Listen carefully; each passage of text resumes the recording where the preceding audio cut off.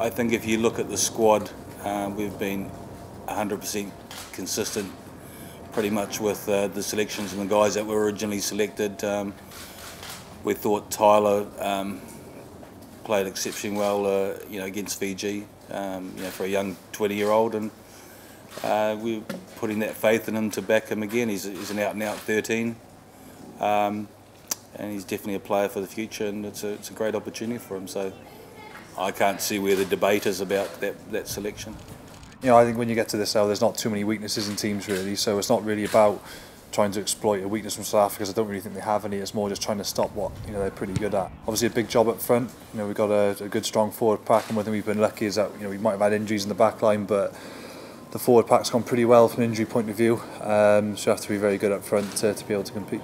They're an incredibly physical team up front. We've got to be able to match them at scrum time, the driven line out. There's some very, very strong ball carriers up front. I like the mix of the two young midfielders. I think they're exciting players for the future, and obviously with Pollard at 10, he's a running threat and a lot of experience in their back three with Abana and Peterson and WRU. That's caused us problems before with his left foot. So they've got a good mix and a nice balance, and obviously they've got over the shock of losing to Japan, and that's galvanised them as a team and as a squad, and they're going to be a tough proposition.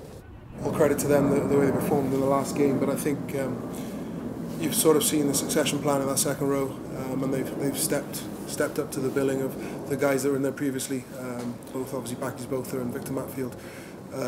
Matfield's still been in the squad, but obviously not starting, so I think, like I say, they've lived up to the shoes they've had to fill. For us, we have to scrummage well, and we thought we've done a pretty good job last week. And the thing with South Africa is that they do go back to what works for them. So it's having a strong scrum and a very strong attacking line out to be able to work off as well, whether it's breakouts from 9 or from the forwards, or driving to put you under pressure as well. So the set piece is going to be pretty important for us. It would be, I think, a better achievement than 4 years ago, because it's been a tougher route to get there.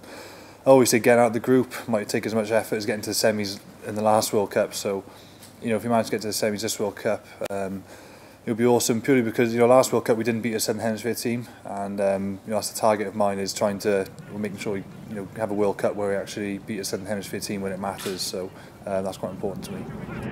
Where we've come on as a team over a number of years in terms of the experience we've got, when we would have played Southern Hemisphere teams in the past, we would have been hanging on by our fingernails and just trying to stay in the match, and we don't feel like we do that anymore. We feel like we want to go out there and impose ourselves and play some rugby, and if we're good enough on the day, then hopefully we can win.